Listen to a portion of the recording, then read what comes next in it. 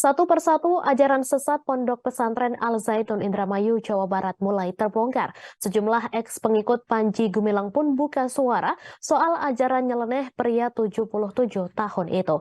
Dilansir dari tribunwow.com, mantan pimpinan Negara Islam Indonesia atau NII Jawa Barat, Entis Sutisna, mengungkap pandangan soal sholat menurut Panji Gumilang CS. Entis Sutisna menjadi salah satu saksi hidup awal mula berdirinya Ponpes yang kini disorot karena sejumlah hal kontroversial. Ia memang tidak masuk dalam pengurusan Ponpes Al-Zaitun, namun ia turut membantu pendirian Ponpes terbesar di Asia Tenggara tersebut. Entis menjadi salah satu orang yang berperan dalam mencari dana untuk membangun Ponpes Al-Zaitun. Ia mengatakan sudah aktif dalam pembangunan Ponpes yang dipimpin Syekh Panji Gumilang itu sejak tahun 1990.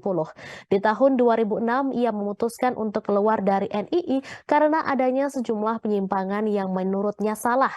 Entis Sutisna pada Selasa 20 Juni turut diundang menjadi salah satu narasumber dalam diskusi kebangsaan mewaspadai doktrin radikal melalui lembaga pendidikan di Desa Bugis, Kecamatan Anjatan, Kabupaten Indramayu. Entis Sutisna menyampaikan di balik kemegahan Ponpes Al-Zaitun Indramayu, menurutnya berawal dari inisiatif anggota NII untuk membuat lembaga pendidikan dengan tujuan untuk pengkaderan di masa depan. Setelah mendapat lahan yang luas, Ponpes Al-Zaitun Indramayu pun mulai dilakukan pembangunan pada tahun 1998.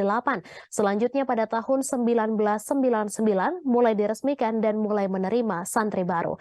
Entis Sutisna mengatakan pada saat awal berdiri, kegiatan di Ponpes Al-Zaitun sebenarnya masih normal. Sejak memutuskan keluar pada tahun 2006, ia baru mengetahui sejumlah fakta yang terjadi sekarang ini dari pemberitaan. Seperti haji cukup di Indramayu, sholat Idul Fitri bercampur antara jemaah laki-laki dan perempuan, dan lain sebagainya. Walau demikian, ia tidak menampik saat masih tergabung dengan Syekh Panji Gumilang, sejumlah penyimpangan juga sudah terjadi. Entis Sutisna mencontohkan salah satunya adalah perihal sholat.